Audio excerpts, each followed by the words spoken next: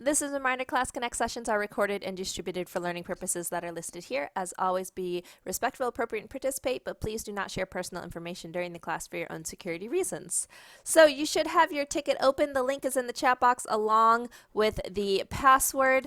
Make sure that you save the password, right? If in case there's something that happens with your attendance ticket, in order for you to still be able to access it outside of class, you need to make sure that you write down that password somewhere, okay? Looking good. Get that open. Green checks. Love it. All right, guys. So we are in week 5. We're almost halfway through the quarter, which is kind of crazy to think about. There is kind of that break, though, that winter break that happens at the end of December, beginning of January. But it is going to go by pretty quickly. So week 5, we actually spend on a single unit. It's all about the atom, and the atom is super, super important when we are talking about chemistry, which is why we spend so much time on it. So today we'll talk about the atomic model. Tomorrow we'll take a look at atomic number and mass.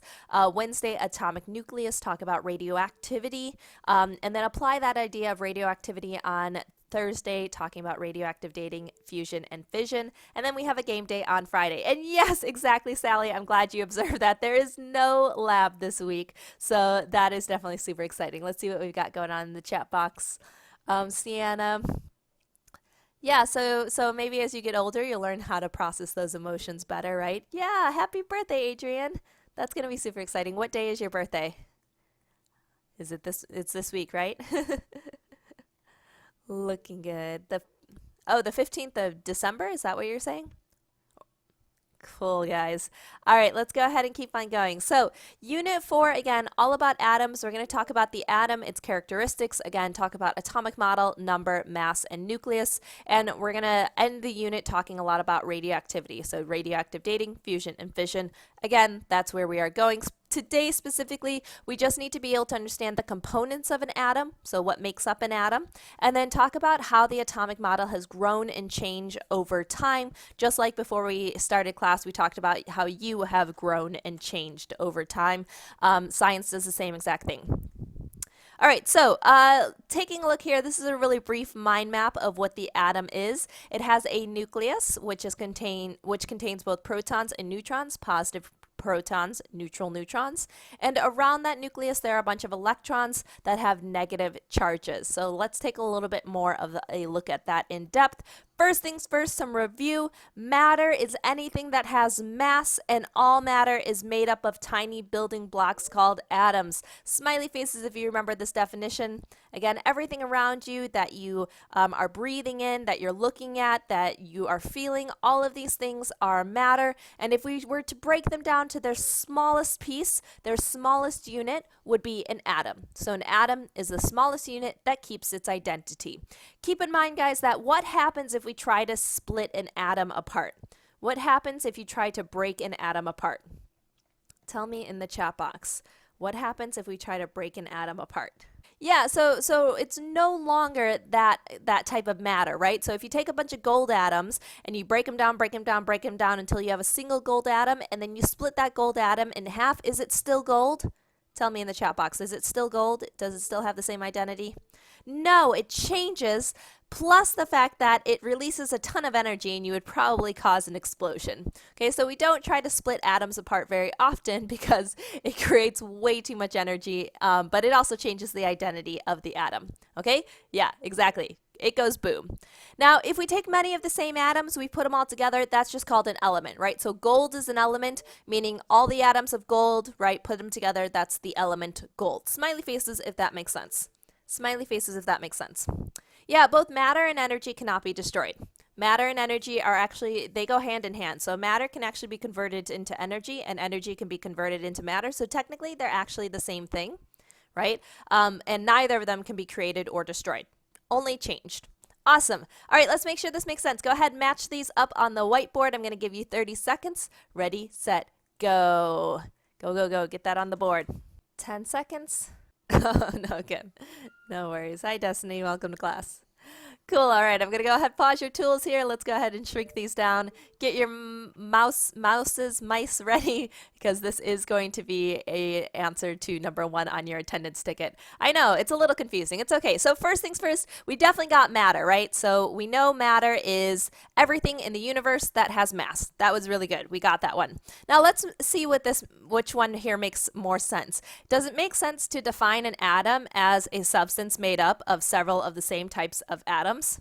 Does that make sense? Tell me in the chat box. Does it make sense to define atom as multiple atoms? No, right? We don't define things with the same word, right? So instead, an atom is what?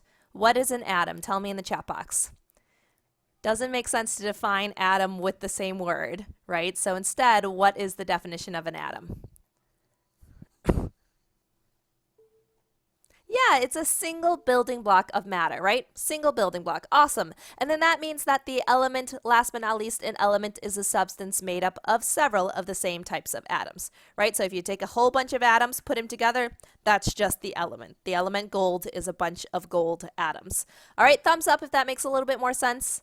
I know atom element can always get a little bit confusing, so I wanted to clarify that. Perfect. This is number 1 in your ticket. You guys have 30 seconds. Sorry, I'll give you 40 seconds. Green checks when you have number 1 saved.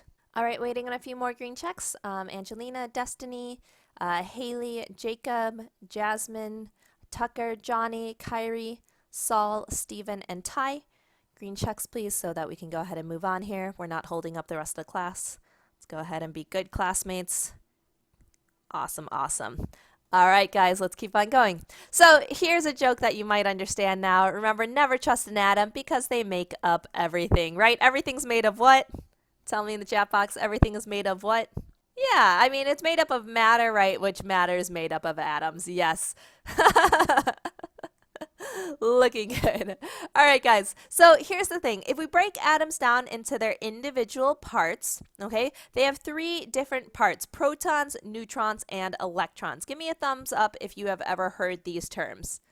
Protons, neutrons, and electrons. Oh, awesome, Ariana. That's exciting.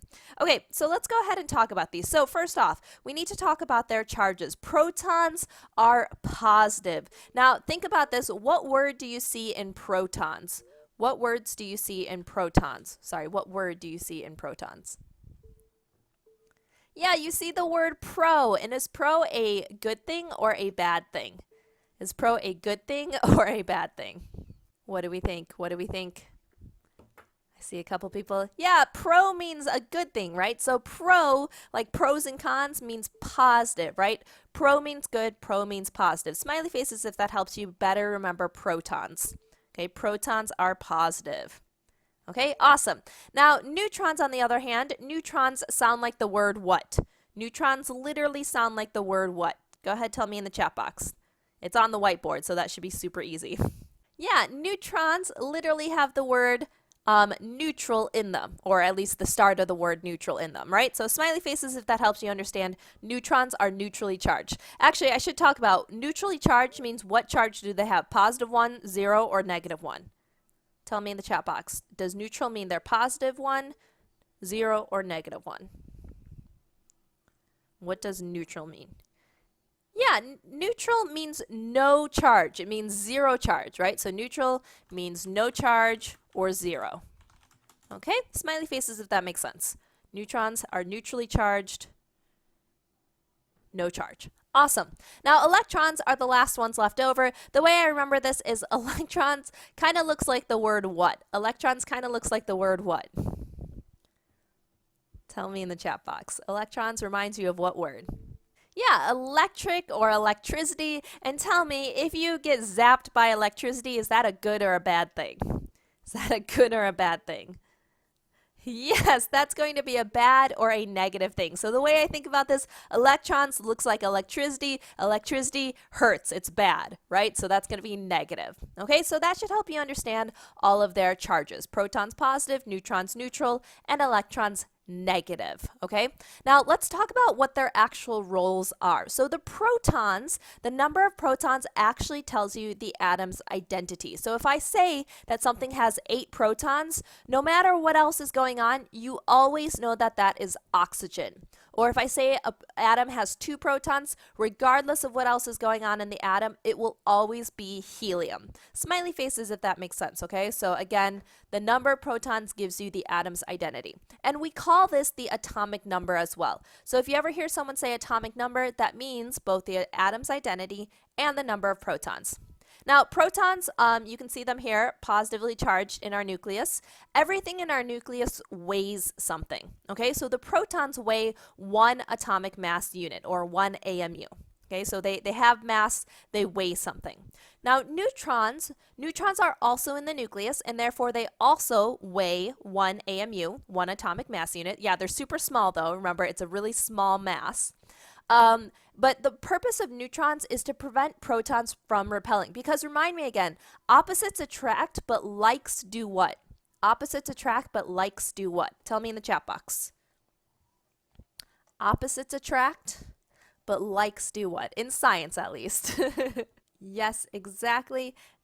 Yes, Kendra. Yes, Vega. Yes, Sophia. Yeah, they'll move away from each other. They will separate from each other. They will repel. So that means all the protons in our nucleus, do they want to be next to each other?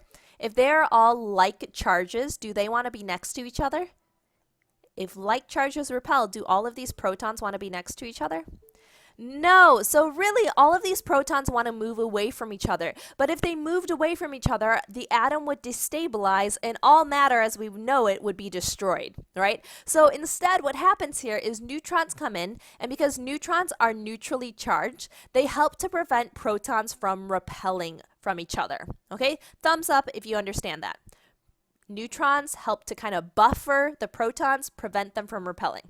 Excellent. Now the last particle again is electrons. They're negatively charged, and these ones are the ones that are kind of on the outside of the atom. And because they're on the outside of the atom, that means that they can be involved in bonding, right? Because they're the furthest thing out, so they can go to other atoms and they can connect to other atoms, right? You can't connect their nucleus because their nucleus is at the very center. But atoms are on the outside, atoms can bond. However, electrons are on the outside, electrons can bond. Electrons are so tiny that we actually pretty much consider them to have no mass, okay? Thumbs up if that makes sense.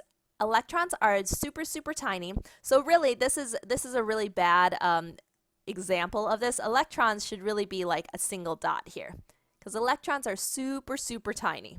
Okay, and electrons, because they're so tiny, we basically say they have no mass, no contribution to the atom's mass. You can see right here, they're very tiny, 0 AMU. Okay. Now, the thing is here, guys, what's important to understand is that all of these charges kind of balance each other off. So, if you have an equal number of positive protons and an equal number of negative electrons, the charges will balance out. So, take a look here. How many protons do we have? This is lithium. How many protons here do we have? Oh no, I'm so sorry to hear that, Kim. That's awful. Oh my gosh. How did that happen? Yeah, so we can see here that there are 3 protons here. So we've got 3 positives. And tell me, taking a look at this atom, how many negative electrons are there? How many negative electrons are there? Oh no, Kim, that's so sad. I'm sorry. Yeah, there's going to be 3 negatives. Now, let's do some quick math. Positive 3 and negative 3, what does that equal? Positive 3 and negative 3 would equal what? Yeah, it equals 0. All right. So again, if we have the same amount of protons and neutrons, everything balances out and you end up with a neutral atom, an atom with a charge of 0. Now again, remember the number of protons or the identity of the atom must always stay the same. So even if the number of neutrons or electrons or whatever else changes this atom, the number of protons must stay the same in order for it to always be lithium. Okay, 3 protons always means lithium.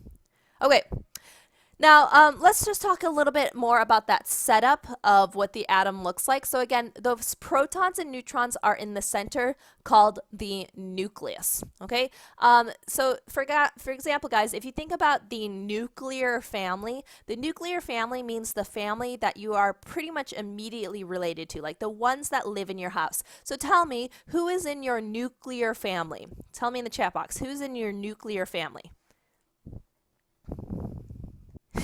Yeah, your dog, your mom, your dad, yes, your brothers, your sisters, right? If you have a grandparent that lives in the house with you, right? So that's your nuclear family. That's the family that you live with in your house. Now, if you think about the electrons are not in the nucleus. These would be more like what type of family? These would be more like what type of family? Yeah, your aunts, your uncles, your cousins. Yeah, this would be like your extended family, right? Okay, so if you think about nucleus, you want to think about the central, the innermost part of the atom. Now, around the atom is actually mostly empty space, and there are those tiny electrons that are flying around that nucleus. Okay, so you can see they're on the outside moving around the nucleus.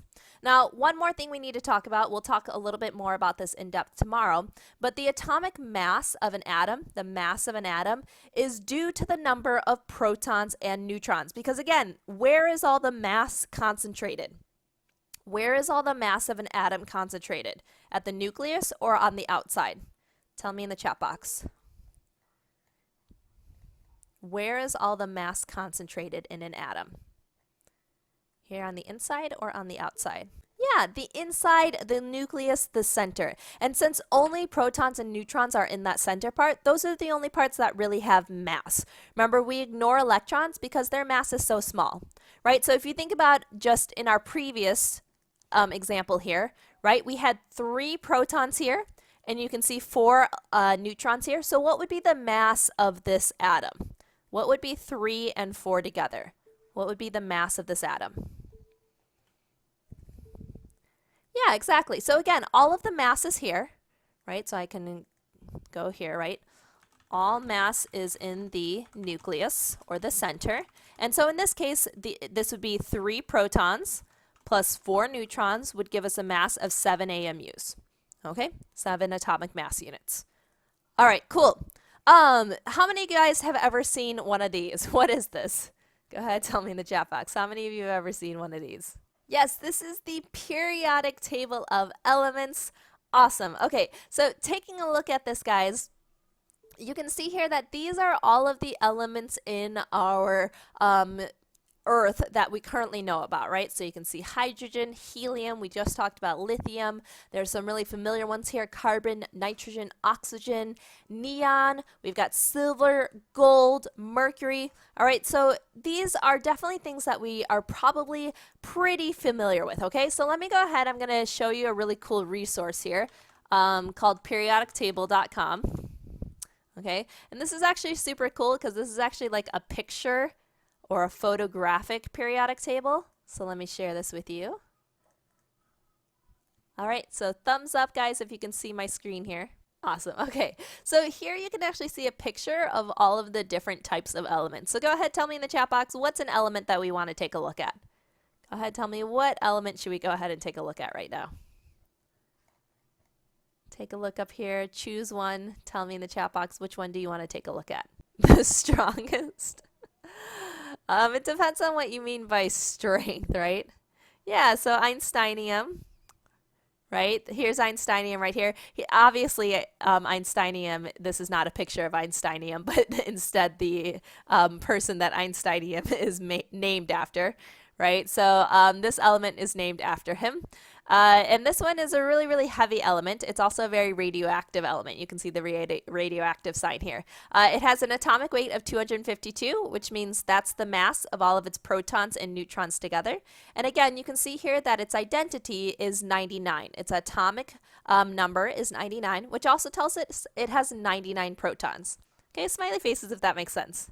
All right, so again, this is a super cool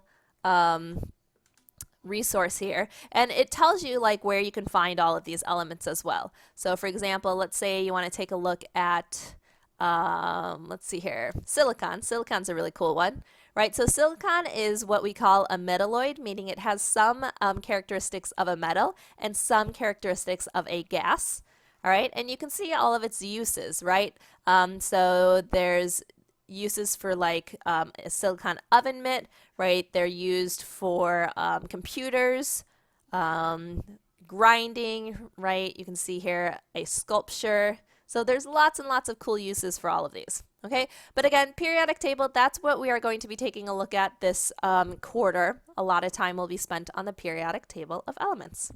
Cool. Again, when you take a look at a single element on the periodic table of elements, there's a couple things here. It has a symbol, right? So carbon is represented by the letter C. What's oxygen represented by? Do we know? Tell me in the chat box. What's oxygen represented by? Yeah, O, right? Hydrogen is represented by H. Calcium is represented by Ca, so on and so forth, okay?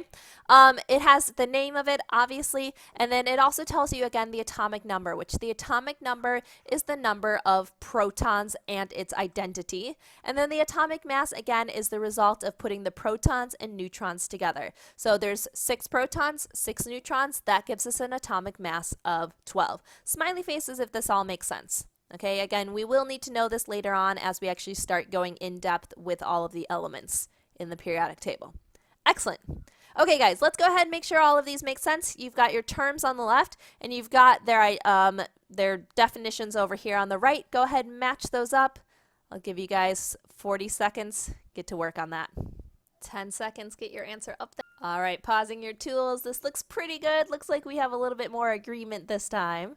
So let's go ahead and clean this up really quick. So we've got this. Yes, proton is definitely positive, neutrons are definitely neutral, and electrons are definitely negative. And then there are also some other characteristics here, right? So protons are also the identity of an atom.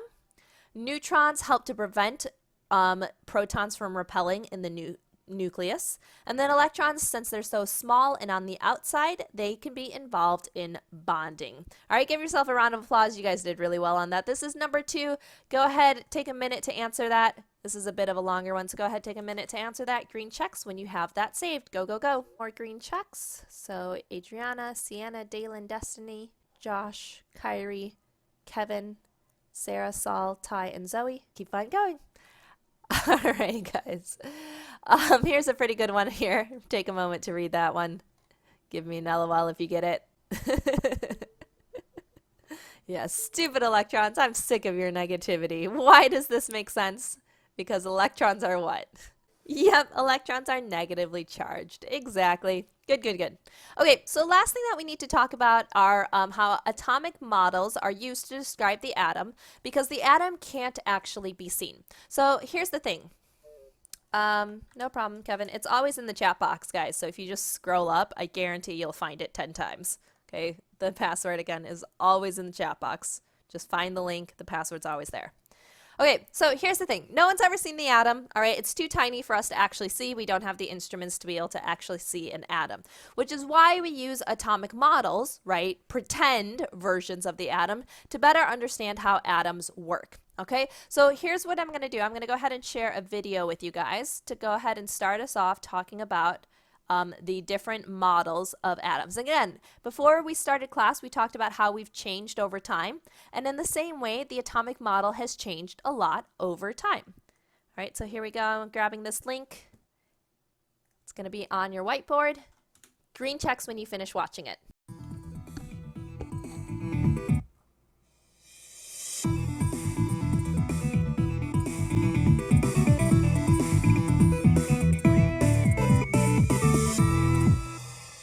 Have you ever looked carefully at the intro for this show? I mean, really carefully? If you have, you might have noticed that there's a diagram of an atom with little electrons orbiting the nucleus. But here's the thing.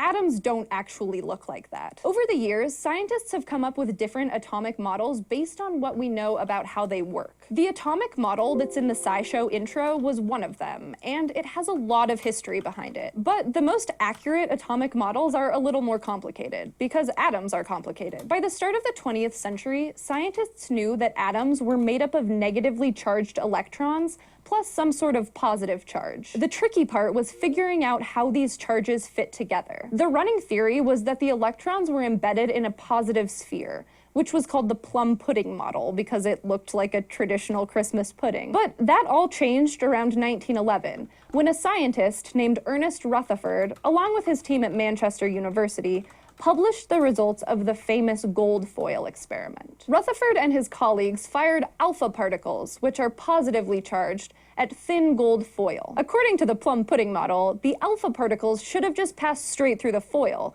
because atoms would be mostly empty space with some charges scattered around. And atoms are mostly empty space. So most of the alpha particles did pass straight through the foil. But to Rutherford's surprise, some alpha particles were deflected. By a lot. He concluded that an atom's positive charge was concentrated in a tiny central nucleus, and these nuclei were deflecting alpha particles that bounced off of them. He also predicted that the electrons were orbiting around the nucleus, kind of like how planets orbit the sun. That's why this model is sometimes called the planet. All right, green checks, guys. All right, so smiley faces if you saw how that beginning model that they talked about, the plum pudding model, definitely does not look like the atomic model we look at today, right? Okay, yeah, so let's talk about that. So this was the model proposed by a scientist called Thomson, and Thomson again thought that the atom was a solid positive sphere where there's negative electrons just kind of embedded inside of it. And again, it looks like plum pudding, or for you and I, it looked kind of like raisin bread or like a watermelon, where the entire part was positive and then those electrons were just kind of studded inside of it. Okay? Smiley faces if that makes sense, talking about Thomson. Okay, no worries, Ariana. That's why I gave you the link. That way you'd be able to watch it later. Okay. Now, Rutherford, on the other hand, Rutherford thought that the atom was had a big nucleus where that was where all the positive electrons were, or sorry, the positive charge was. He was the first one to propose the nucleus, the first nucleus, and then the electrons were surrounding around it. But let's talk about this. In our nucleus, is our nucleus just a solid positive mass? When we talked about our nucleus earlier today, is it just a solid positive mass, like a block of positive? No, definitely not. So it definitely changed. So let's go ahead and talk about how it changed. All right, so I'm going to go ahead and show you the next video of how this changed.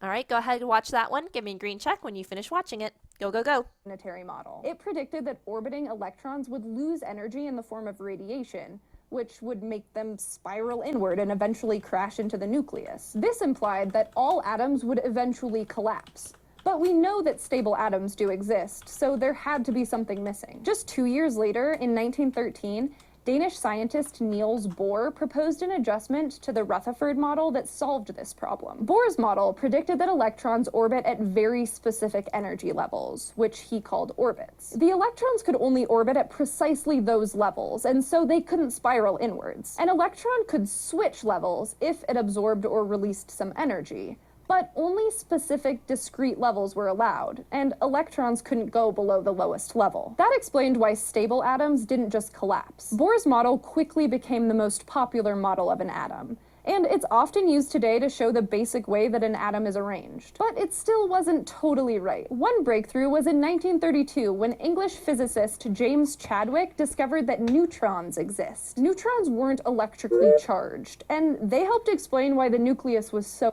All right, green checks if you finished watching it. All right, guys. So what do you think? Do we want all of our atoms to collapse? Do we want all of our atoms to collapse? No, definitely not. So the Bohr model, which is definitely the model that we look at the most, describes the idea that those protons are kind of stuck in their orbits around the nucleus, and therefore they're not going to collapse inwards towards the nucleus. Smiley faces if that makes sense. All right, let's go ahead and show this to you guys. So again, Chadwick first was able to discover that the nucleus actually also included neutrons because again, we want those neutrons to both contribute charge, but also to contribute mass, but also to prevent those protons from repelling from each other. But Bohr again came up with this idea of the shells that help to prevent these atoms from collapsing inwards. Cool. Okay. How's this one? Think like a proton, stay positive. Smiley faces if that makes you happy. I think this one's an encouraging one because again, protons are positive. Awesome. Now the most recent type of model, we don't really have time to watch the video. I'll go ahead and give you the video. It's super short, so if you guys want to watch it a little bit later, you definitely can. But the most recent model is what's called the electron cloud model. And the electron cloud model is the most accurate model because even though most atoms do spend a lot of time near these rings, near these shells, we can't actually predict exactly where they are. We can only create like a probability of where those electrons most likely are. But we can't actually observe electrons, and we can't actually ever know where they actually are. So what we end up with is we end up with this fuzzy path that shows rapidly moving electrons where they have most likely been. It's impossible to know for sure. This has to do with Schrodinger's cat. Which is kind of a different thing. But what this talks about is, again, is that it's impossible to know for sure if an electron is in the spot that it is, because as soon as you try to view that electron, you've changed the situation, right? Which Schrodinger's cat is, it's impossible to know whether or not the cat is alive or dead inside of the box, because once you open the box, you've changed the situation. Okay, smiley faces if that makes a little bit more sense. Okay, so this is actually the most accurate model. Okay, but we do use every model for different situations, right? So the atomic models allow us to describe the behavior of atoms because atoms, again, they're too tiny and we've never seen them. And they're good for different things, right? Rutherford's planetary model is a good example of a very simple atom. The Bohr model is great at describing the energy levels of electrons as discrete energy levels. And then the Schrodinger's model, the electron cloud model, is good for describing what's actually happening with electrons. So all of these atoms do have their purposes. Okay, let's make sure this makes sense. Go ahead, grab your whiteboard tools, match these up. Okay, so we've got our Bohr model, Rutherford's, the electron cloud, and Thomson's. Go ahead, match those up. I'll give you guys 45 seconds. Ready, set, go. Awesome. I'm going to actually go ahead and pause this now just because we are pretty much out of time here. Looks really good though. I'm going to go ahead and clean this up though. So yes, the Bohr model, right, shows the electrons in shells. Rutherford's model shows the first nucleus. The electron cloud model shows that fuzzy path of rapidly moving electrons. And Thomson's model is the raisin bread model. All right, guys, this is number 3. Go ahead and give me a green check when you have it saved. I'm going to go ahead and give you 30 seconds, and then we're going to go ahead and wrap up. All right, go, go, go. Sorry, I know we're out of time, but green checks when you have a picture of this or you've saved it. Okay, take a picture if you don't have enough time. Go. All right, guys, green checks, please. Again, take a picture of this. Okay, Seha, it'll be in the recording, so as soon as I get that recording up, you can go ahead and get it from there as well. Okay, so just make sure you have the password saved. Okay, so as long as you have the password saved, you can get into it later and just do it with the recording. Cool. All right, guys. So we talked about the components of atoms. We talked about the different models. I'm going to go ahead and give you your quiz really quickly. Remember, all of the answers are in those yellow boxes we filled out for the attendance ticket. All right, so make sure you do your quiz and submit them at the same time. Again, all the answers are in the attendance ticket, the yellow boxes. And here's your last word. Thanks so much, guys, and I will see you later. Bye, everyone.